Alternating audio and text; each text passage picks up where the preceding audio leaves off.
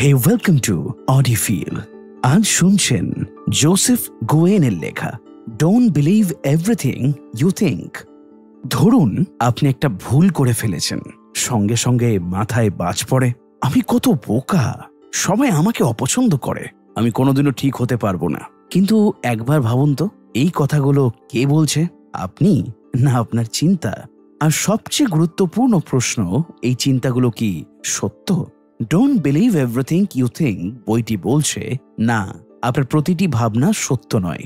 এমনকি যেগুলো খুব বিশ্বাসযোগ্য বলে মনেও হয়, সেগুলোরও বাস্তবতার সাথে কোনো সম্পর্ক নেই অনেক সময়। এই অডিওতে আমরা ঢুকে পড়ব সেই মনের ভেতরে যেখানে তৈরি হয় ভয়, হতাশা, দুঃখ আর সন্দেহ। আর আমরা জানব কিভাবে শুধু চিন্তা নিয়ন্ত্রণ করেই বদলে ফেলা যায় পুরো জীবন।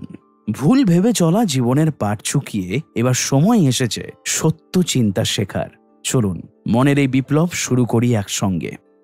মূল ধারণা 1, চিন্তার বিভ্রম। এক অদৃশ্য কারাগারের গল্প, দ্য ইলিউশন অফ থট। চলো আজ একটা কাল্পনিক জগতে ঘুরে আসি। ধরো তুমি একটা ঘরে বন্দি। ঘরটা বাইরে থেকে নয়, ভেতর থেকেই তালাবদ্ধ।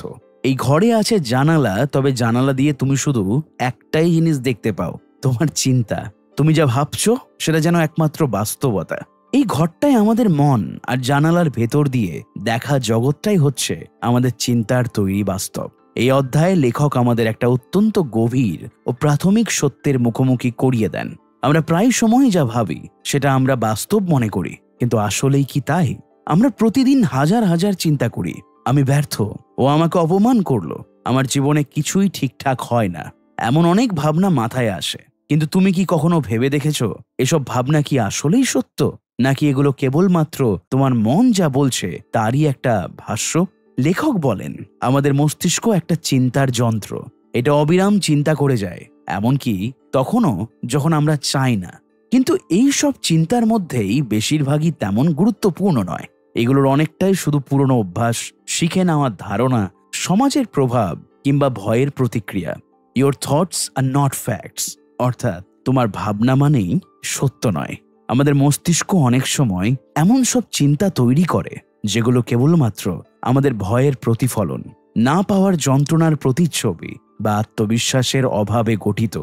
উদাহরণস্বরূপ, ধরো তুমি একটা ইন্টারভিউ দিলে আর তারপরে ভাবলে আমি তো পুরো ভুল উত্তর দিয়েছি, ওরা আমাকে নেবে না। এই ভাবনাটা সত্য হতে পারে, আবার নাও হতে পারে, কিন্তু বেশিরভাগ সময় আমরা সেই প্রথম চিন্তাটাকেই সত্য হিসেবে ধরে নিই। এখানেই বিভ্রম, আমরা আমাদের চিন্তার ফাঁদে পড়ে যাই। এখন প্রশ্ন আসে, কে কাকে নিয়ন্ত্রণ করে? আমরা কি আমাদের চিন্তাকে নিয়ন্ত্রণ করি, নাকি চিন্তাই আমাদের চালায়? লেখক এখানে বলেন আমরা যদি চিন্তাকে খুব গুরুত্ব দিই, যদি ভাবি আমার যা মাথায় আসছে সেটাই আমি, তাহলে আমরা এক ধরনের অদৃশ্য কারাগারে বন্দী হয়ে যায়। আমরা চিন্তাগুলোর সাথে নিজেদের এতটাই জড়িয়ে ফেলি যা আলাদা করে বুঝতে পারি না এই ভাবনাটা আমি, নাকি এটা কেবল একটা মনের সৃষ্ট ধারা। আসল স্বাধীনতা তখনই আসে যখন আমরা বুঝতে শিখি আমি আমার চিন্তা নয়, আমি সেই ব্যক্তি যে এই চিন্তাগুলোকে লক্ষ্য করছে। এই উপলব্ধি হলো আত্মচেতনার প্রথম ধাপ। লেখক একটা চমৎকার উপমা ব্যবহার করলেন। তিনি বলেন মন হলো একটা নাট্যশালা, এখানে প্রতিনিয়ত নাটক চলে, ভালো মন্দ, আশা নিরাশা, ভয় সাহস, ভালোবাসা ঘৃণা। কিন্তু প্রশ্ন হলো তুমি কি অভিনেতা নাকি দর্শক? যখন তুমি নিজের চিন্তার নাটকে জড়িয়ে পড়ো তখন তুমি একজন চরিত্র হয়ে যাও, কিন্তু যখন তুমি নিজের চিন্তাগুলোকে শুধু পর্যবেক্ষণ করো, আরে আমার মাথায় এই চিন্তাটা এলো, তখন তুমি দর্শক। এই দর্শকের অবস্থানই হলো সুশান্ত মন বা পিসফুল মাইন্ড। আমাদের নাম, পরিচয়, পেশা, এমনকি চিন্তাও আমাদের প্রকৃত সত্তা নয়, এগুলো সবই ভূমিকা। আসল আমি হলো সেই নীরব চেতন সত্তা যে শুধু দেখছে, অনুভব করছে, কিন্তু নিজে কখনো পরিবর্তন হচ্ছে না। ধরো তুমি নদীর পাড়ে বসে আছো, নদীতে নানা রকমের পাতাকুচো, কাঠের টুকরো ভেসে যাচ্ছে, কখনো ভালো কখনো খারাপ। এই ভেসে যাওয়া উপাদানগুলি হলো চিন্তা, কিন্তু তুমি তো নদী না, তুমি নদীর তীরে বসে থাকা সেই দর্শক। তুমি যদি সেই ভেসে যাওয়া পাতাগুলোকে ধরে রাখতে চাও, তখনই জটিলতা শুরু হয়। আমাদের চিন্তা থামানো সম্ভব নয়, কারণ চিন্তা হলো স্বয়ংক্রিয়। কিন্তু আমরা যেটা করতে পারি সেটা হলো সচেতনভাবে চিন্তার দিকে তাকানো। ধরো কেউ তোমাকে অপমান করলো, তুমি সঙ্গে সঙ্গে রাগে ফেটে পড়লে, ও কেমন করে এটা বলল। কিন্তু যদি তুমি একটু থেমে ভাবো, এই রাগটা কি আমি, নাকি এটা আমার মাথায় আসা একটা স্বাভাবিক প্রতিক্রিয়া, তাহলে তুমি নিজের চিন্তার পর্যবেক্ষক হয়ে উঠবে। আর এইখানেই শুরু হয় অভ্যন্তরীণ মুক্তি। মন এক নাট্যশালা। চিন্তা কি আমাদের নিয়ন্ত্রণ করে? চিন্তার বাস্তবতা এক মরীচিকা। আমাদের চিন্তা মস্তিষ্কের বুনন, বাস্তবের নয়। এক ধাপ পেছনে গিয়ে দেখা। এই অধ্যায়ে লেখকের সবচেয়ে গুরুত্বপূর্ণ পরামর্শ হচ্ছে, প্রতিবার যখন কোনো নেতিবাচক চিন্তা আসে তখন সেটার মধ্যে ঢুকে না গিয়ে একটু দূর থেকে তাকাও। ভাবো, এই ভাবনাটা কেন এলো? এর পেছনে কি কোনো ভয় আছে? এটা কি অতীতের কোনো অভিজ্ঞতার ফল? এইভাবে ভাবতে ভাবতে আমরা বুঝতে শিখি আমাদের অনেক কষ্টের উৎস আমাদের মনেরই সৃষ্টি। আমরা যদি চিন্তার ভেতরে ঢুকে না যাই, তাহলে সে চিন্তা আমাদের ততটা প্রভাবিত করতে পারবে না। চিন্তার ভিন্নতা আরেকটা দরজা খুলে দেয়। আমাদের সমাজ, পরিবার, স্কুল, সব জায়গা থেকে আমরা শিখি, ভালো চিন্তা করো, নেতিবাচক ভাবনা বাদ দাও, ইতিবাচক চিন্তা করো। কিন্তু লেখক বলেন, চিন্তার প্রকৃতি কেবল ভালো বা খারাপ নয়। চিন্তা তো চিন্তাই। একটা মানুষ এক মুহূর্তে ভাবতে পারে আমি দুর্দান্ত, পরের মুহূর্তেই তার মনে হতে পারে আমি ব্যর্থ। এই দ্বন্দ্বটাই স্বাভাবিক। কিন্তু আমরা যদি প্রতিটা চিন্তাকে সত্য মনে করি, তাহলে আমরা সবসময় এই দোলাচলে পড়ব। আমি ভালো না খারাপ, আমি সফল না ব্যর্থ। চিন্তা তো বদলাবে, কারণ এটাই মস্তিষ্কের কাজ।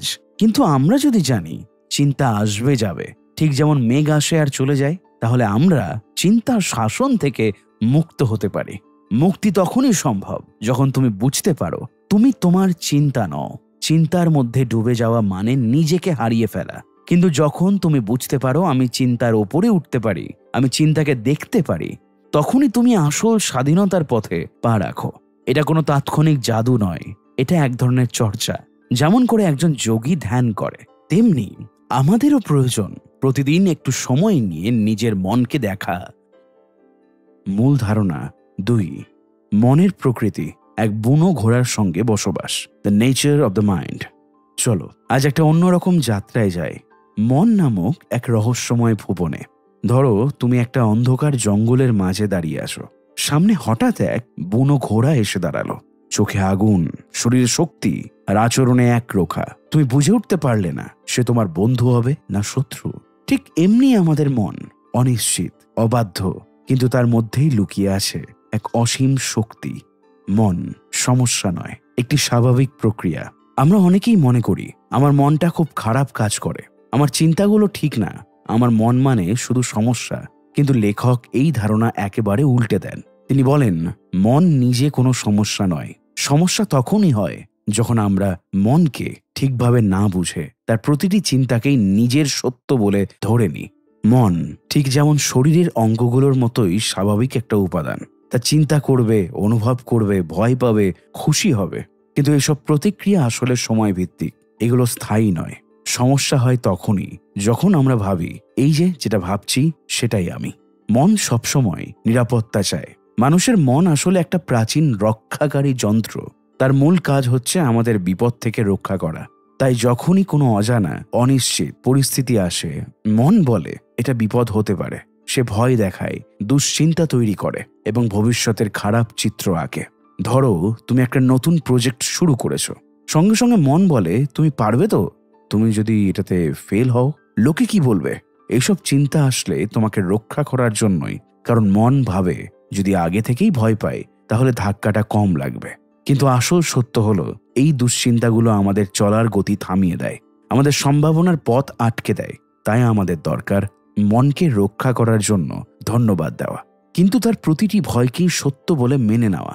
চিন্তা এবং অনুভূতি মনের এই 2 ডানা।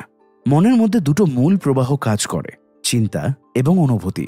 চিন্তা হলো মস্তিষ্কে আসা বাক্য, কথা, দৃশ্যপট, ভবিষ্যৎ বা অতীত নিয়ে গড়া গল্প। অনুভূতি হলো যা আমরা শরীরে অনুভব করি, ভয়, আনন্দ, দুঃখ, শান্তি, রাগ। এই 2-এর মধ্যে একটা সংযোগ আছে। যখন কোনো নেতিবাচক চিন্তা মাথায় আসে, শরীরে দুঃখজনক অনুভূতি সৃষ্টি হয়, আর সেই অনুভূতিকে আমরা ভাবি আমি তো দুঃখিত, আমি তো দুর্বল। কিন্তু লেখক বলেন এই অনুভূতিই আসলে চিন্তারই প্রতিফলন। তুমি যদি চিন্তা থামাও বা পরিবর্তন না করো, শুধু তাকে লক্ষ্য করো, তাহলে ধীরে ধীরে অনুভূতিও পরিবর্তিত হয়ে যাবে। মন মানে মেঘ, আর তুমি আকাশ। মেঘ সবসময় বদলাবে, গাঢ় হবে, বৃষ্টি নামবে, আবার উধাও হয়ে যাবে, কিন্তু আকাশ থাকে একই রকম, নির্মল, বিশাল, শান্ত। আমরা যদি নিজেদের মনের সঙ্গে মিশিয়ে ফেলি, তখন মনে হয় আমি তো রাগী মানুষ, আমি তো সবসময় ভয় পাই। কিন্তু যদি বোঝা যায় এই রাগ বা ভয় কেবল আমার মনের সৃষ্টি, আমি নিজে তা নই, তখনই আমরা মুক্ত হতে শুরু করি। এইখানেই আসে আত্মপর্যবেক্ষণ বা সেলফ অ্যাওয়ারনেস। নিজেকে চিন্তা ও অনুভূতির বাইরে চিনে নেওয়াই হলো আসল শিক্ষা। মনের প্রকৃতি চঞ্চল কিন্তু নির্দোষ। মনকে আমরা অনেক সময় শত্রু ভাবি, কিন্তু লেখক বলেন মন আসলে একরকম শিশু। সে অস্থির, কৌতূহলী, মাঝে মাঝে ভয় পায়, আবার ছোট ছোট কারণে খুশিও হয়। তুমি কি কখনো দেখেছো একটা শিশু হঠাৎ কাঁদতে কাঁদতে হেসে ফেলে? মনও ঠিক তাই। আমাদের কাজ হলো মনের উপর রাগ না করা, বরং তাকে ভালোভাবে বোঝা।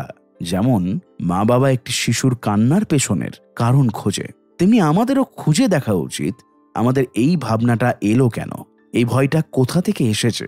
এইভাবে চিন্তা করতে শিখলে আমরা বুঝতে পারি আমার মন হয়তো কষ্টে আছে, কিন্তু আমি ঠিক আছি। এই আমি তার চেয়ে অনেক বড় কিছু। মনকে কি প্রশিক্ষণ দেওয়া যায়? মনকে বদলাতে বা শোধরাতে হয় না, কারণ মন নিজে কোনো ভুল করে না। সে শুধু তার কাজ করে, চিন্তা করা, বিশ্লেষণ করা, ভবিষ্যৎ কল্পনা করা। আমাদের সমস্যা তখনই হয় যখন আমরা মনের সব চিন্তাকে বেশি বেশি গুরুত্ব দিতে শুরু করি। আমরা যদি মনের সব কথা শুনি, তাহলে যেন আমরা প্রতিটি বৃষ্টির ফোঁটার সঙ্গে ভিজে যাচ্ছি। কিন্তু যদি ছাতা মেলে ধরি, অর্থাৎ সচেতনভাবে বুঝি এই ভাবনাটা তো শুধু একখণ্ড চিন্তা, তাহলে মনের শক্তি আর আমাদের পেছনে ফেলতে পারবে না, বরং পাশে দাঁড়াবে। ভয় এবং দুশ্চিন্তা মনের স্বাভাবিক প্রক্রিয়া। অনেকেই ভাবেন আমার কেন এত ভয় হয়, আমি কেন এত উদ্বিগ্ন, আমি কি মানসিকভাবে দুর্বল? লেখক বলেন এই ভয় বা দুশ্চিন্তা আসলে মানুষের খুব স্বাভাবিক প্রতিক্রিয়া, কারণ আমাদের মস্তিষ্ক এমনভাবে তৈরি যা সব সময় সম্ভাব্য বিপদ খোঁজে। তবে এই ভয়গুলো বেশিরভাগ সময় ভবিষ্যতের গল্প। বাস্তবে যেটা ঘটে সেটা ভয়ঙ্কর হয় না, ভয়টাই বেশি হয়। এটা বোঝা দরকার, কারণ এই বোঝা থেকেই আসে শান্তি। যখন তুমি ভয়কে বলো থ্যাংক ইউ, ধন্যবাদ, তুমি আমাকে সতর্ক করলে, কিন্তু আমি এখন নিজে সিদ্ধান্ত নেব, তখনই মনের প্রকৃত ব্যবহার শুরু হয়। চিন্তা থেকে বেরিয়ে আসার প্রথম ধাপ সচেতন হও। নিজের চিন্তার সঙ্গে একাত্ম হওয়া বন্ধ করো। তার দিকে তাকাও। ধরো তোমার মাথায় এলো আমি কিছুই পারি না। এই ভাবনার সঙ্গে একাত্ম হলে তুমি দুঃখিত হবে, আত্মবিশ্বাস হারাবে। কিন্তু যদি তুমি ভাবো এই চিন্তাটা আমার মাথায় এসেছে, এর মানে এই নয় যেটা সত্য, তাহলে তুমি নিজের ওপরে নিয়ন্ত্রণ ফিরে পাবে। এইটুকু সচেতনতা যে আমি এই ভাবনার পর্যবেক্ষক, আমাদের চিন্তার চক্র থেকে বের করে আনেন। চিন্তা থামানো সম্ভব নয়, যা সম্ভব তা হলো চিন্তার ধরন ও আসার কারণ বোঝা। চিন্তাকে আটকাতে গেলেই তা বেড়ে যায়, বরং তাকে আসতে দেওয়া এবং তার প্রতিক্রিয়ায় না গিয়েই শুধু লক্ষ্য করা, এটাই সবচেয়ে কার্যকর উপায়। যেমন ধরো তুমি একটা নেতিবাচক ভাবনায় আটকে গেছো, আমার জীবন বৃথা। তখন যদি তুমি নিজের মনকে বলো ঠিক আছে, তুমি এখন কষ্টে আছো, এবং চিন্তাটিকে বিশ্লেষণ না করে শুধু পাশে দাঁড়িয়ে থাকো, তখন মন নিজেই শান্ত হয়ে যাবে। মন যেমনই হোক, তুমি সবসময় ঠিক আছো। আমাদের মনের অবস্থা যেমনই হোক না কেন, শান্ত, অশান্ত, উদ্বিগ্ন, ক্লান্ত, আমাদের আসল সত্তা সবসময় অক্ষত, নীরব, বিশুদ্ধ। মন কখনো খুশি হবে, কখনো দুঃখী, কিন্তু আমি সেই মন নই। এই উপলব্ধি যে মুহূর্তে আসে, সেই মুহূর্তেই আমরা একটা গভীর আত্মবিশ্বাস খুঁজে পাই। আমরা কিছুই ঠিক না থাকলেও আমি ঠিক আছি, কারণ আমি জানি সেই নীরব চেতনা যেটা কখনো হারায় না। মনকে শত্রু না ভেবে সঙ্গী হিসেবে দেখো। তার প্রতিটি ভাবনা, প্রতিক্রিয়া আসলে আমাদের অতীত অভিজ্ঞতা, ভয়, ভালোবাসার প্রকাশ। তাই মনকে নিয়ন্ত্রণ করতে যাওয়ার চেয়ে তাকে বোঝা, ভালোবাসা আর তাকে পর্যবেক্ষণ করাই আমাদের আত্মার মুক্তির পথ। মূল ধারণা ৩, নেতিবাচক চিন্তার শৃঙ্খল ভেঙে মুক্তি। Breaking free from negative thinking. একটা কল্পনা করো, তুমি দাঁড়িয়ে আছো এক পুরনো ধূসর কারাগারের মাঝে। চারপাশে শিকল, তালা আর দেওয়ালে আঁকা কিছু লেখা। আমি কিছু পারি না, জীবন দুর্বিষহ, সবকিছু আমার দোষে হয়, আমি একা। এই কারাগার আসলে বাইরের নয়, এটা আমাদের মনের ভেতরের। লেখক এই অধ্যায়ে দেখান কিভাবে আমরা নিজেদের নেতিবাচক চিন্তার এই কারাগারে আটকে ফেলি, আর কিভাবে সেই শিকল কেটে সত্যিকার অর্থে মুক্ত হওয়া সম্ভব। নেতিবাচক চিন্তা অজান্তেই গাথা গল্প। নেতিবাচক চিন্তা অনেকটা পুরনো রেকর্ডের মতো। ছোটবেলা থেকে সমাজ, পরিবার, অভিজ্ঞতা আমাদের মনে নানা গল্প গেঁথে দেয়। তুমি যথেষ্ট ভালো না, ভবিষ্যৎ সবসময় অনিশ্চিত, মানুষ বিশ্বাসযোগ্য না, ভুল করলেই তুমি ব্যর্থ। এইসব গল্পই ধীরে ধীরে নেতিবাচক চিন্তার দিকে আমাদেরকে ঠেলে নিয়ে যায়। এবং ভয়াবহ ব্যাপার হলো, আমরা বুঝতেই পারি না যে এগুলো আমাদের চিন্তা, বাস্তবতা নয়। নেতিবাচক চিন্তা একটা প্রোগ্রামের মতো। এটা চালু হলেই একই প্যাটার্নে বারবার চিন্তা ঘোরে। কিন্তু প্রশ্ন হলো, আমরা কি সত্যি এই প্রোগ্রাম বন্ধ করতে পারি? নিজেকে প্রশ্ন করো, এটা কি সত্য? নেতিবাচক চিন্তা আমাদের মনে তখনই জায়গা করে নেয় যখন আমরা প্রশ্ন না করে সব বিশ্বাস করে ফেলি। ধরো, একটা ভাবনা মাথায় এলো, আমি কখনো কারো ভালোবাসা পাওয়ার যোগ্য না। যদি তুমি এটা বিশ্বাস করো তাহলে তুমি কষ্টে থাকবে। কিন্তু যদি প্রশ্ন করো, এটা কি সত্য, তাহলে ভাবনার ওপর আলো পড়ে। লেখক শেখান, নেতিবাচক চিন্তা থেকে মুক্তির প্রথম ধাপ হলো সচেতনভাবে সেই চিন্তাকে ধরে ফেলা এবং নিজেকে প্রশ্ন করা, এটা কি 100% সত্য? অধিকাংশ সময় উত্তর হবে না। একটি চিন্তা নট ইকুয়ালস টু একটি সত্য। আমরা ভুল করি যখন ভাবি যেটা ভাবছি সেটাই বাস্তব। লেখক বলেন, চিন্তা আসলে কেবল এক ধরনের শব্দমালা। একটা অনুভূতি বা অভিজ্ঞতা থেকে সেটা জন্মায় এবং মাথার ভেতর সেটা চালু হয়ে যায়। ধরো, কারো সঙ্গে তর্ক হলো, মনে হলো সে আমার কথা বোঝে না, আমি একা। এই চিন্তা বাস্তব নয়, এটা কেবল মনের সৃষ্টি। কিন্তু যদি তুমি ভাবো এই কথাটা তো মাথায় এসেছে, তাহলে নিশ্চয়ই এটা সত্য। তাহলে তুমি সেই চিন্তার শিকার হয়ে যাবে। তাই চিন্তা আসবে যাবে, কিন্তু তুমি তার সত্য মূল্য নির্ধারণ করো। নেতিবাচক চিন্তা ইজ ইকুয়ালস টু নীরব বিষ। নেতিবাচক চিন্তা যেন এক ধরনের নীরব বিষ। তুমি বুঝতেই পারো না, কিন্তু এটা তোমার আত্মবিশ্বাস, সৃজনশীলতা, সাহস, এমনকি ভালোবাসার ক্ষমতাকেও ধ্বংস করে দেয়। এই বিষ ছড়িয়ে পড়ে ধীরে ধীরে তোমার সিদ্ধান্তে, কথায়, আচরণে, এবং এক সময় তুমি নিজেই বিশ্বাস করতে শুরু করো, আমার জীবন এমনই, আমার ভাগ্য খারাপ। অথচ সত্যটা হলো, তোমার চিন্তা তোমার বাস্তবতা তৈরি করে। চিন্তা একটা সাধারণ চক্র কাজ করে। চিন্তা থেকে অনুভূতি, অনুভূতি থেকে আচরণ, আচরণ থেকে অভিজ্ঞতা, অভিজ্ঞতা থেকে আরো চিন্তা। ধরো, তুমি ভাবলে আমি ব্যর্থ। এই ভাবনা থেকে মন খারাপ হলো, অর্থাৎ অনুভূতি। এরপর তুমি নতুন কাজে হাত দিতে ভয় পেলে, তোমার আচরণ পরিবর্তন। তাতে নতুন কোনো ভালো অভিজ্ঞতা এলো না এবং তুমি তখন ভাবলে, দেখেছ, আমি তো বলেছিলাম আমি ব্যর্থ হব। আরো চিন্তা। এইভাবেই আমরা নিজেই নিজের কষ্টের চক্র তৈরি করি এবং একমাত্র উপায় হলো এই চক্রের শুরুতে, অর্থাৎ চিন্তার উৎসে হস্তক্ষেপ করা। মুক্তি মানে চিন্তা থামানো নয়। অনেকে ভাবে নেতিবাচক চিন্তা থেকে মুক্তি মানে সব চিন্তা থামিয়ে দেওয়া। লেখক বলেন, চিন্তা থামানো নয়, চিন্তাকে সত্য মিথ্যা যাচাই করতে শেখা, সেটাই আসল মুক্তি। চিন্তা চলবেই। আমাদের মাথা একটা চিন্তা নির্মাণকারী কারখানা, কিন্তু সেই কারখানা থেকে যা কিছু তৈরি হলো, সবকিছু যে তোমাকে নিতে হবে এমন কোনো নিয়ম নেই। তুমি চাইলেই চিন্তাকে দেখতে পারো কাঁচের বাইরে থেকে। ও, এই চিন্তাটা এসেছে, এটা আমার অভ্যাস, আমার মনের প্রোগ্রাম, আমি এর দাস নই। তুমি যখনই একটা নেতিবাচক ভাবনার মধ্যে পড়ো, তখন তোমার সচেতন মনকে জাগাও। তাকে বলো, এই ভাবনাটা কোথা থেকে এলো রে? এই চিন্তা কি আমাকে সাহায্য করছে? আমি কি এটাকে সত্য হিসেবে নিচ্ছি? আমি চাইলে এই চিন্তাকে কিভাবে পাল্টাতে পারি? এই প্রশ্নগুলো নেতিবাচক চিন্তার ভিত কাঁপিয়ে দেয়। তখনই সেই ভাবনার শক্তি ভেঙে পড়ে।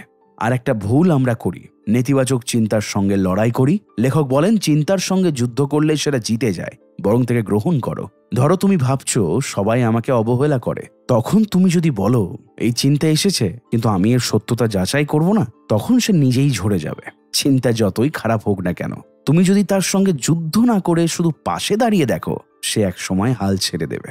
ইতিবাচক ভাবনা দিয়ে নেতিবাচক চিন্তা প্রতিস্থাপন। অনেকেই বলে, নেতিবাচক চিন্তা এলে ইতিবাচক ভাবো, অর্থাৎ নেগেটিভ এলে পজিটিভ চিন্তা করো। কিন্তু লেখক বলেন, এটা সব সময় কার্যকর নয়। কারণ তখন তুমি ভেতরে নেতিবাচক ভাবছো, বাইরে মুখে ইতিবাচক কথা বলছো, একটা ভিন্নতা তৈরি হয়। লেখক পরামর্শ দেন, প্রথমে চিন্তার সত্যতা যাচাই করো, তারপরে যদি সত্যিই কিছু বদলানোর প্রয়োজন থাকে, তাহলে সেখানে ইতিবাচক চিন্তা ফলপ্রসূ হয়। লেখক কিছু ছোট ছোট অভ্যাসের কথা বলেন, যেগুলো নিয়মিত করলে নেতিবাচক চিন্তা ধীরে ধীরে কমে যায়। নাম্বার 1, চিন্তা লিপিবদ্ধ করো। নেতিবাচক ভাবনা মাথায় এলে সেটা লিখে ফেলো, তারপর জিজ্ঞাসা করো, এটা কি সত্যি? নাম্বার 2, শরীরের প্রতিক্রিয়া লক্ষ্য করো। অনেক সময় শরীর বলেই দেয় তোমার মনে কি চলছে। নাম্বার 3, একটা মন ভালো করা দৃশ্য ভাবো, যেমন প্রিয় কারো মুখ, প্রকৃতি বা ছোটবেলার ভালো অভিজ্ঞতা। এতে মন নেতিবাচক থেকে ইতিবাচকে ফিরতে শেখে। নাম্বার 4, শ্বাসের দিকে মন দাও। নেতিবাচক চিন্তা শুরু হলে কয়েকবার গভীর শ্বাস নাও, এতে মুহূর্তে সচেতনতা ফিরে আসে। শেষে এসে লেখক আবার স্মরণ করিয়ে দেন, তুমি কোনো ভাবনা নও, কোনো অনুভূতি নও, তুমি সেই নীরব সচেতনতা যা সব ভাবনার পেছনে রয়েছে। তোমার মাথায় যা চলছে তা যে কোনো দিন বদলাতে পারে, কিন্তু তুমি কে সেই সত্য চিরকাল একই। নেতিবাচক চিন্তা যখনই আসে নিজেকে মনে করাও, এই ভাবনা আমার ওপর একটা মেঘ মাত্র, আমি আকাশ যা কখনো মেঘকে বয়ে নেই, কিন্তু কোনোদিন তার মধ্যে হারাই না। মুক্তি সম্ভব। নেতিবাচক চিন্তা চিরন্তন নয়, এটা আমাদের বিশ্বাসের উপর দাঁড়িয়ে থাকে, আর সচেতনতা দিয়ে সেই ভিত্তি ভেঙে দেওয়া যায়। তুমি যতই নেতিবাচক ভাবনায় ডুবে থাকো না কেন, মনে রেখো তুমি সেই আলো যা সমস্ত অন্ধকারকে দূর করতে পারো। শুধু নিজেকে প্রশ্ন করতে শেখো, চিন্তা থেকে এক ধাপ পেছনে দাঁড়িয়ে তাকাও, তাহলেই দেখবে সেই পুরনো কারাগারের দরজায় এখন তুমি চাবি ধরে দাঁড়িয়ে আছো। মূল ধারণা 4, নিয়ন্ত্রণের মোহ ত্যাগ করা, মুক্তির আসল পাঠ। Letting go of control. ভাবো এক মুহূর্ত তুমি এক রেইনবো রঙের ঘোড়ায় চড়ে বসে আছো, তার লাগাম শক্ত করে ধরা তোমার হাতে। তুমি চাও সেই তোমার পথে চলুক, তোমার নির্দেশেই বাঁক নিক, থামুক, দৌড়াক। কিন্তু কিছুক্ষণের মধ্যেই তুমি বুঝতে পারো ঘোড়াটা তোমার নিয়ন্ত্রণে নেই। যত শক্ত করে লাগাম ধরো না কেন, যত চেঁচাও না কেন, সে নিজের মতো করেই চলছে। এটাই আমাদের জীবনের প্রতীক। আমরা মনে করি সবকিছু আমাদের নিয়ন্ত্রণে, আর যখন তা হয় না তখন হতাশা, রাগ, ভয় আর কষ্ট আমাদের গ্রাস করে। লেখক এই অধ্যায়ে তুলে ধরেছেন কিভাবে এই নিয়ন্ত্রণের মোহই আমাদের কষ্টের মূল, এবং কিভাবে ছাড়তে শিখলেই সত্যিকার শান্তি আসে। নিয়ন্ত্রণের বাসনা মানুষের সবচেয়ে বড় মোহ। ছোটবেলা থেকেই আমাদের শেখানো হয় সবকিছু পরিকল্পনা করো, জীবনের রাশ নিজের হাতে রাখো, ভবিষ্যৎ নিয়ন্ত্রণ করো। আর এই শেখানোই আমাদের মনের ভেতর গেঁথে দেয় একটাই বিশ্বাস, যদি আমি সবকিছু ঠিকঠাক নিয়ন্ত্রণ করি তাহলে আমার জীবন সুখী ও নিরাপদ থাকবে। কিন্তু বাস্তবতা হলো জীবন কখনোই পুরোপুরি আমাদের নিয়ন্ত্রণে নয়। মানুষ বদলায়, পরিস্থিতি বদলায়, সুযোগ আসে আর হারিয়ে যায়। আমরা যতই চেষ্টা করি সবকিছু ঠিকঠাকভাবে আমাদের ইচ্ছে মতো হয় না। লেখক বলেন এটা বুঝে যাওয়া এবং নিয়ন্ত্রণের মোহ থেকে মুক্ত হওয়া মানেই সত্যিকারের মুক্তি। নিয়ন্ত্রণ মানে কি নিরাপত্তা? আমরা অনেক সময় ভাবি নিয়ন্ত্রণ মানে নিরাপত্তা, যদি সবকিছু আমার হাতে থাকে তাহলে আমি বিপদ এড়াতে পারবো।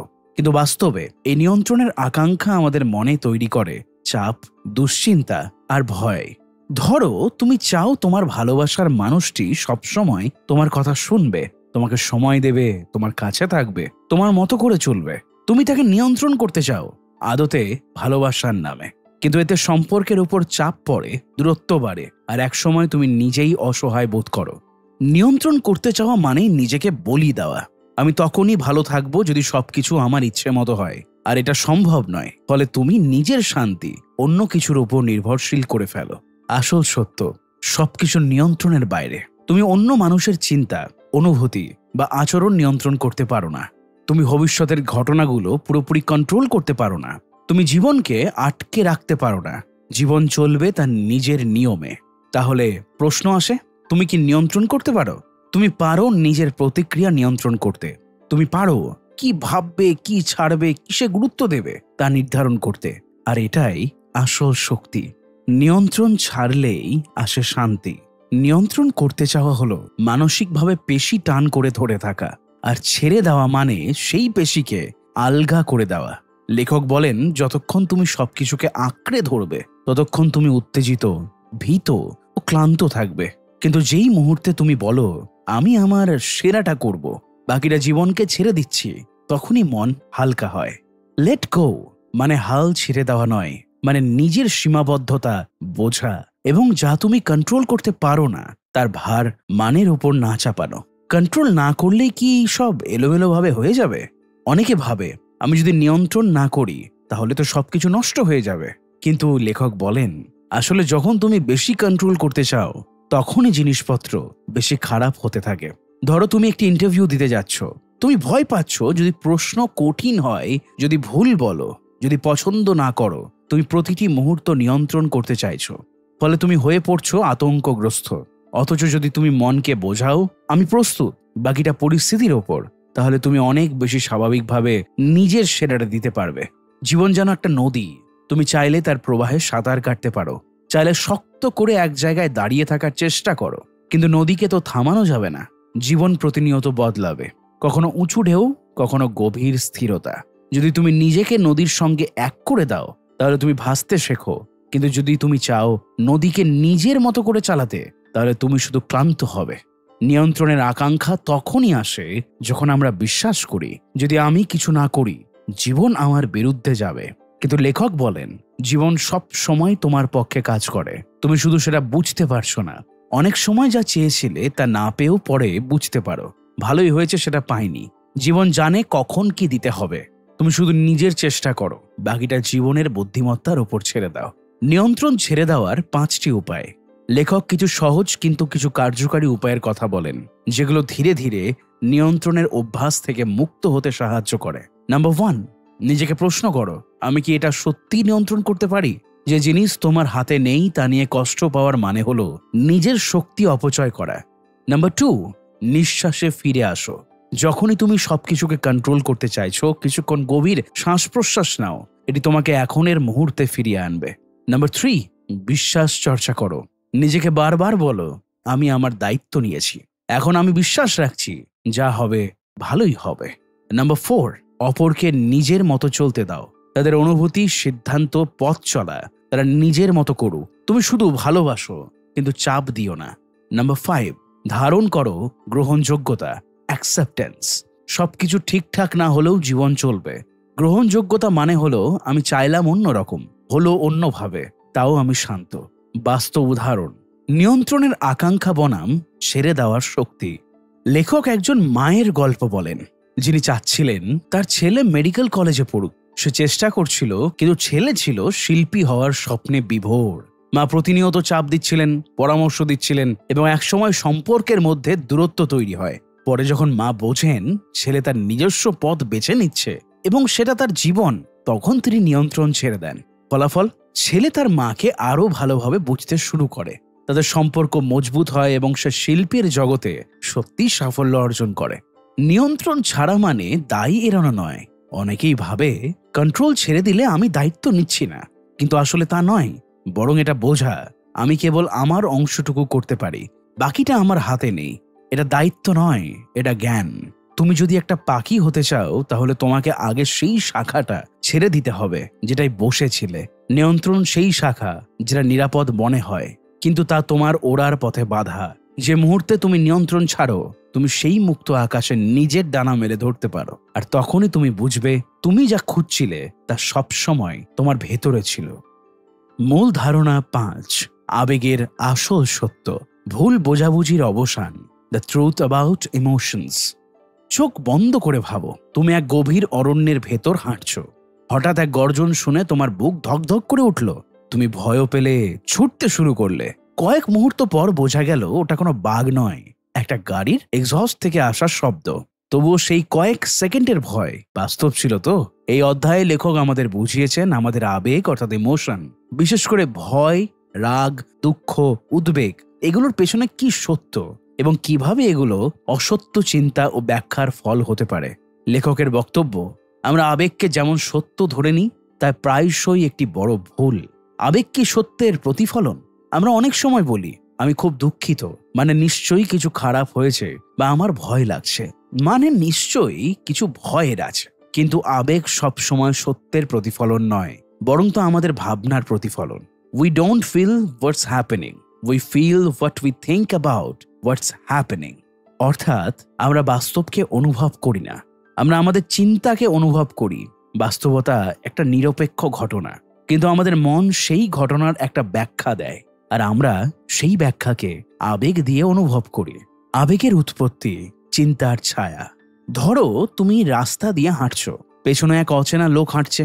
যদি তুমি ভাবো ও বুঝি চোর, তুমি ভয় পাবে। আবার যদি ভাবো ও বুঝি আমার পরিচিত কেউ, তুমি হয়তো আনন্দ পাবে। ঘটনা 1, প্রতিক্রিয়া 2। সবটাই চিন্তার উপর নির্ভরশীল। চিন্তায় আবেগের জন্মদাতা, আর যদি চিন্তাটা ভুল হয় আবেগটাও ভুল হতে পারে। আবেগ মানে কি আমি সত্যি দুঃখিত, নাকি শুধু একটা অনুভব? একজন মানুষ যদি বিষণ্ণ থাকে সে ভাবে আমি দুঃখিত, মানে আমার জীবন অর্থহীন। কিন্তু লেখক বলেন তুমি শুধু একটি ভাবনার কারণে এখন দুঃখিত বোধ করছো।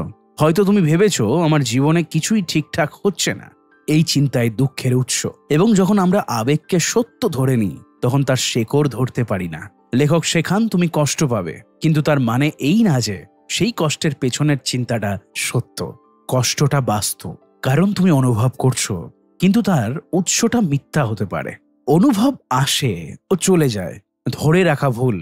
অনেক সময় আমরা ভাবি আমি সবসময় এমনই থাকবো, এই কষ্ট কখনো যাবে না। কিন্তু লেখক বলেন প্রত্যেক আবেগই ক্ষণস্থায়ী। আবেগ একটা তরঙ্গের মতো, আসে, চূড়ায় পৌঁছে যায়, তারপর সরে যায়। যদি আমরা তাকে থামাতে না যাই, যদি তাকে নিয়ন্ত্রণ করতে না চাই, যদি তাকে ভয় না পায়, তাহলে সে নিজেই মিলিয়ে যাবে। তুমি তোমার আবেগ না, তুমি সেই সত্তা যে এই আবেগগুলো প্রত্যক্ষ করে। আবেগকে দমন করলেই কি ভালো থাকা যায়? না, একেবারেই না। অনেকেই আবেগকে চেপে রাখে, ভাবে আমি কষ্ট পাই না, আমি শক্ত মানুষ। রাগ দেখালে দুর্বলতা প্রকাশ পায়, কিন্তু এতে আবেগ ভিতরে জমে যায় বিষের মতো। এরপর একদিন হঠাৎ বিস্ফোরণ ঘটে। আবেগকে দমন নয়, বুঝে নিতে হবে, কারণ আবেগ আসলে আমাদের মনেরই একটা সংকেত। দেখো তুমি কি ভাবছো, কি বিশ্বাস করছো। আবেগ থেকে মুক্তি মানে কি ফিলিংসের রীতি? অনেকেই ভাবে যদি আমি আবেগকে গুরুত্ব না দিই তাহলে আমি কি রোবট হয়ে যাব। কিন্তু লেখক বলেন না, তুমি বরং তখনই প্রকৃতভাবে অনুভব করতে পারো, কারণ তখন তুমি বুঝবে আবেগ আসে, যায়, তুমি তার বাইরে এক অবিকল সত্তা। তুমি তখন রাগ করতে পারো, কিন্তু রাগের ভেতর হারিয়ে যাবে না। তুমি কাঁদতে পারো, কিন্তু সেই কান্নায় ডুবে যাবে না। তুমি বরং হয়ে উঠবে এক গভীর পর্যবেক্ষক, যে নিজের অনুভূতিকে অনুভব করে কিন্তু বন্দী হয় না। বাস্তব জীবনের উদাহরণ, আবেগ বনাম চিন্তা। একজন মহিলা প্রতিদিন সকালে উঠে বিষণ্ণ বোধ করতেন। তিনি ভাবতেন আমার জীবন অসফল, আমি সুখী না, আমি ভালো কিছুই করি না। প্রতিদিনের এই চিন্তাগুলো তাকে এক গভীর হতাশার মধ্যে নিয়ে যাচ্ছিল। কিন্তু একদিন তিনি এই বইয়ের কথা পড়ে বুঝলেন, হয়তো আমি শুধু আমার ভাবনার কারণে দুঃখিত, হয়তো আমার চিন্তাগুলোই ভুল। তিনি ধীরে ধীরে সেই চিন্তাগুলোকে লক্ষ্য করতে শুরু করলেন, আর দেখলেন আসলে তার জীবনে অনেক সুন্দর জিনিস আছে যা সে দেখতে পায়নি। শুধু নেতিবাচক চিন্তার কারণে এই উপলব্ধি তার আবেগের রং বদলে দিল। আবেগকে জ্ঞানীর চোখে দেখা। একজন জ্ঞানী ব্যক্তি আবেগকে দেখেন ঠিক যেভাবে একটা সূর্যাস্ত দেখা হয়। সৌন্দর্য আছে, রং আছে, কিন্তু তার সঙ্গে একাত্ম হওয়া নেই। সে বুঝে এখন মনে দুঃখ এসেছে, মানে হয়তো আমার ভেতরে কিছু চিন্তা দুঃখজনক রং এঁকে দিচ্ছে। আমি সেটা দেখতে পাচ্ছি, কিন্তু আমি সেটা না। এই মনোভাবই মানুষকে স্বাধীন করে। আবেগ নট ইজ ইকুয়ালস টু বাস্তবতা। এই অধ্যায়ের মূল বার্তা হলো feeling something does not mean it's true. তুমি যেটা অনুভব করছো সেটাই বাস্তবতা নয়, বরং সেটা তোমার মনের গড়ে তোলা গল্পের প্রতিফলন। এবং এই সত্য জানার পরই তুমি এক ধাক্কায় তোমার আবেগের ফাঁদ থেকে বেরিয়ে আসতে পারো। আবেগকে বন্ধু বানাও, শত্রু নয়। আবেগকে যদি তুমি শত্রু ভাবো তুমি সবসময় লড়াই করবে। যদি বন্ধু ভাবো তাহলে তুমি শুনতে শিখবে, এই রাগ কি আমাকে কিছু বোঝাতে চাইছে, এই ভয় কোথা থেকে আসছে, এই দুঃখের পেছনে কি বিশ্বাস কাজ করছে। তখনই আবেগ হবে একটি পথ। কিন্তু তুমি তোমার চিন্তার দায়িত্ব নিতে পারো। আর একবার তুমি যখন চিন্তার দায় নেবে তখন আবেগ আর তোমাকে টেনে নামাতে পারবে না। তুমি তখন তোমার মনের শাসক হয়ে উঠবে, বন্দী নয়। মূল ধারণা 6, ভয়ের সীমার বাইরে বেঁচে থাকা, স্বাধীনতার আসল রূপ, লিভিং বিয়ন্ড ফিয়ার। একবার কল্পনা করো তুমি একটা উঁচু পাহাড়ের চূড়ায় দাঁড়িয়ে আছো, নিচে গভীর খাদ। তুমি জানো লাফ দিলে তুমি উঠতে পারবে না, কিন্তু কোনো এক আশ্চর্য আত্মবিশ্বাস তোমাকে বলছে যদি লাফ দাও তাহলে হয়তো তুমি নিজেকে নতুনভাবে চিনতে পারবে। ভয় তোমার কান ফুঁড়ে বলছে না, একদম না, কিন্তু তোমার ভেতরে অন্য এক কণ্ঠ ফিসফিস করে বলছে ভয়ের ওপারেই তোমার আসল জীবন অপেক্ষা করছে। এই অধ্যায়ে লেখক আমাদের শেখান কিভাবে আমরা ভয় নামক দানবের তৈরি দেওয়াল ভেঙে একটা সাহসী, স্বাধীন ও আসল জীবন গড়ে তুলতে পারি। কারণ আমাদের অধিকাংশ সিদ্ধান্ত, আচরণ, এমনকি চিন্তার পেছনেও ভয়ের ছায়া এসব লুকিয়ে থাকে। ভয় অভিজ্ঞতা নয়, এক মানসিক ধোঁকা। ভয় আমরা ভাবি যেন বাস্তব কিছু। আমরা বলি আমি ভয় পাচ্ছি তাই এটা করব না, কিন্তু লেখক বলেন ভয় আসলে চিন্তার ছায়া মাত্র। ভয় এমন নয় যে বাইরে কোথাও ঘটে যাচ্ছে, বরং ভয় হলো আমাদের মস্তিষ্কের তৈরি ভবিষ্যতের এক ইমাজিনেশন, যেটা প্রায়শই বাস্তবতার সঙ্গে সম্পর্কহীন। একটা দৃষ্টান্ত, তুমি একটি গুরুত্বপূর্ণ উপস্থাপনার আগে খুব ভয় পাচ্ছ। ভাবছো, আমি যদি ব্যর্থ হই, সামনে সবাই যদি হাসে, আমার কেরিয়ার শেষ হয়ে যাবে। কিন্তু এই সবই চিন্তা, ভবিষ্যতের একটা কল্পনা। সত্যিকারের কোনো কিছু ঘটেনি। ভয় মানে ঘটনার প্রতিফলন নয়, ভয় মানে সেই ঘটনার সম্ভাব্য খারাপ দিক নিয়ে ভাবনা। ভয়কে সত্য ধরে নেওয়া এক মানসিক ফাঁদ। ভয়ের সবচেয়ে বড় প্রতারণা হলো এটি নিজেকে বাস্তব বলে তুলে ধরে। আমরা ভাবি আমার ভয় মানেই নিশ্চয়ই কিছু ভয়ের আছে, কিন্তু লেখক বলেন ভয় আসলে আমাদেরই বানানো গল্পে বিশ্বাস করার ফল। ভয়ের শক্তি তখনই সবচেয়ে বেশি হয় যখন আমরা তাকে প্রশ্ন না করে মেনে নিই। যেমন, আমি যদি নিজের মতামত প্রকাশ করি, মানুষ যদি আমাকে অপছন্দ করে, এটা এক ধরনের ভয়, প্রত্যাখ্যাত হওয়ার। কিন্তু আমরা কি জানি মানুষ সত্যি অপছন্দ করবে? না, এটা কেবল একটা গল্প, আর আমরা সেটাতে বিশ্বাস করেছি। ভয়ের একটি প্রধান রূপ হলো নিয়ন্ত্রণ করার আকাঙ্ক্ষা। আমরা যখন ভবিষ্যৎকে নিয়ন্ত্রণ করতে পারি না, তখন ভয় আসতে থাকে। আমার সন্তান যদি ব্যর্থ হয়, আমার চাকরি যদি চলে যায়, মানুষ যদি আমাকে পছন্দ না করে, এই সব ভয় আসলে ঘটনাকে নিয়ন্ত্রণ করতে না পারার দুর্বলতা থেকে জন্ম নেয়। ভয় আসে যখন আমরা ভবিষ্যৎকে আঁকড়ে ধরি, কিন্তু যখন আমরা এখনের মধ্যে পুরোপুরি বাঁচি, তখন ভয় দূরে সরে যায়। কারণ ভয় কখনো বর্তমানে থাকে না, সেটা সবসময় ভবিষ্যতের কল্পনা। ভয়কে অতিক্রম করা নট ইজ ইকুয়ালস টু ভয় মুক্ত হওয়া। অনেকেই ভাবে আমি ভয়ের বাইরে গিয়ে বাঁচতে চাই, মানে আমি আর কখনো ভয় পাবো না। কিন্তু লেখক বলেন না, বিষয়টা তা নয়। ভয় থাকবে, কিন্তু ভয়কে অতিক্রম করার মানে হলো আমি ভয় পাচ্ছি তবুও করব। ভয়ের উপস্থিতিকে বুঝে তাকে সঙ্গী করেই সাহসিকতার পথ বেছে নেওয়া। এটা লিভিং বিয়ন্ড ফিয়ারের মূল মন্ত্র। বাস্তব জীবনের গল্প, ভয় পেরিয়ে জেগে ওঠা। লেখক এখানে একটি মেয়ের কথা বলেন, নাম ধরুন রিয়ানা। রিয়ানা খুব ভালো একজন গায়িকা, কিন্তু স্টেজে উঠলেই কাঁপতে থাকে ভয়ে। ভয় পায় সামনের লোকজন কি ভাববে, তাই সে কখনো নিজের প্রতিভা প্রকাশ করতেই পারেনি। কিন্তু একদিন সে এই বই পড়ে বুঝল, ভয় হচ্ছে কারণ আমি ভাবছি আমি ব্যর্থ হব। এই ভাবনাটা কোনো সত্য নয়, কেবল একটা কল্পনা। সেদিন স্টেজে উঠে সে ঘোষণা করলো, আমি ভয় পাচ্ছি, তবুও আমি আজ গান গাইব। লোকজন তাকে প্রশংসায় ভরিয়ে দিল। ভয় ইজ ইকুয়ালস টু ইগোর অস্তিত্ব টিকিয়ে রাখা। লেখক এখানে একটা গভীর দর্শনের কথা বলেন। ভয় আমাদের ইগোর খাদ্য। ইগো সবসময় চায় যে আমি নিরাপদ থাকি, গ্রহণযোগ্য থাকি, সম্মান পায়। আর যখন ইগো মনে করে এই জিনিসগুলো হারাতে পারি, তখন ভয় দিয়ে সিস্টেমকে সতর্ক করে, তুমি ইগো নও, তুমি সেই সত্তা যে এই ইগো আর ভয়কে দেখতে পারে। তুমি যত বেশি ইগোর বাইরে নিজেকে চিনবে, ভয় তত কমবে। কারণ ইগো যখন থাকে না, তখন হারের কিছুই থাকে না। ভয়কে প্রশ্ন করো, পালিয়ে যেও না। ভয় থেকে পালিয়ে যাওয়ার চেষ্টা করো না, তার দিকে ফিরে তাকাও। জিজ্ঞেস করো, তুমি কি সত্য বলছো? অনেক সময় দেখা যাবে ভয় শুধু মিথ্যে আশঙ্কার উপর দাঁড়িয়ে আছে। ভয়ের সত্য যাচাই করার সবচেয়ে বড় হাতিয়ার হলো নিজেকে প্রশ্ন করা, এই ভয়টা কোন চিন্তা থেকে আসছে? চিন্তাটা কি সত্য? এর জন্য কি আমি আজকে নিজের জীবন সীমিত করে ফেলবো? সাহস ইজ ইকুয়ালস টু ভয়ের উপস্থিতিতে পদক্ষেপ। সাহস মানে ভয় না পাওয়া নয়, সাহস মানে হলো ভয় থাকা সত্ত্বেও এগিয়ে যাওয়া। লেখক বলেন, ভয় যদি তোমার পথ হয়, তাহলে সেটাই তোমার বিকাশের সিঁড়ি। তুমি যখন সেই ভয় ছুঁয়ে ফেলো, তোমার হৃদয় তখন প্রশস্ত হয়। তুমি অনুভব করো আমি পারি, এবং তখন তুমি ভয়কে থ্যাংক ইউ বলতে শেখো, কারণ সে তোমাকে বড় করে তুলেছে। ভয় কখনো তোমার সত্য নয়, তোমার আসল সত্তা ভয় চেনে না। কারণ ভয় হলো মনের সৃষ্টি, আর তুমি মনের ওপারে এক অদ্বিতীয় নির্ভীক সত্তা। যখন তুমি এই সত্য অনুভব করো, তখন তুমি বুঝবে ভয়ের বাইরে একটা জীবন আছে, যেটা সাহস, উপলব্ধি আর স্বাধীনতায় পরিপূর্ণ। তোমার আসল জীবন সেইখানেই অপেক্ষা করছে, শুধু তোমার একটা পদক্ষেপের অপেক্ষায়। লিভিং বিয়ন্ড ফিয়ার অধ্যায়টি আমাদের শেখায়, ভয় আমাদের সব থেকে বড় কারাগার, কিন্তু সেই কারাগারটি বাইরে নয়, ভেতরে। এবং চাবি সেই হাতেই যে ভয়কে সত্য না ধরে প্রশ্ন করতে শেখে। ভয় থাকুক, কিন্তু সেটা আমাদের থামাতে পারবে না। এটাই হোক সাহসিকতার সংজ্ঞা। মূল ধারণা 7, জীবনের এক নতুন পথ, যেখানে শান্তি, উপলব্ধি আর সত্যিকারের স্বাধীনতা আছে। আর নিউ ওয়ে অফ লিভিং। কখনো কি মনে হয়েছে জীবনটা যেন একটা অনবরত দৌড়? ছুটছি কিন্তু কোথায় যাচ্ছি তা জানি না। চারপাশে চাপ, ভেতরের শূন্যতা সব আছে, তবু শান্তি নেই। এই অধ্যায়ের লেখক আমাদের আমন্ত্রণ জানান একটা নতুন জীবনের দিকে। না, এটা নতুন কোনো ধর্ম নয়, কোনো দর্শনের ফর্মুলা নয়। এটা হলো এক গভীর ব্যক্তিগত বোধ, যেখানে আমরা নিজেকে আবার খুঁজে পাই। পুরনো জীবন বনাম নতুন জীবন। লেখক এই অধ্যায়ে প্রথমেই আমাদের মুখোমুখি করেন দুই রকম জীবনের চিত্রের।